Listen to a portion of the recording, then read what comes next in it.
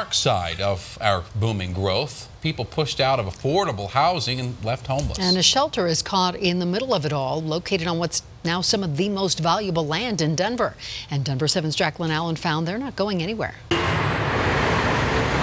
It's just constantly under development. Every time I go out, there's new stuff popping up. Long before RiNo became one of Denver's hottest neighborhoods, there's warehouses in the area. The Salvation Army bought an old warehouse. Now the Crossroads shelter serves about 400 homeless men every night. One of the positives of the Denver economy is growth, but one of the negatives is that it's forcing people who have limited income out of their housing. This old warehouse needs a lot of work. In the last year alone, the Salvation Army has spent $250,000 trying to meet safety codes, including an upgraded sprinkler system. But as Denver grows up around the shelter, this land is now worth millions. And there was talk of selling to a developer, moving elsewhere, and letting this become an apartment complex. I just see rich people trying to take over poor people. Joy Doberstein has been camping in the shelter lot for months, watching Denver gentrify around her. The men, I don't know, they just need this shelter bad.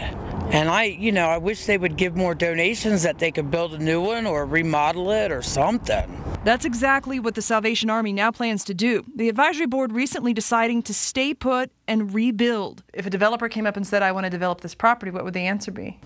Well, at this point, I think the answer would be no, simply because there's nowhere else for the men to go. The new design's still in planning. There's no funding, but they're looking for partners to build affordable housing here for the people watching their Denver slowly get pushed out. We're not about the bottom line, the dollars. We're about the bottom line, which is serving humanity. In Denver, Jacqueline Allen, Denver 7.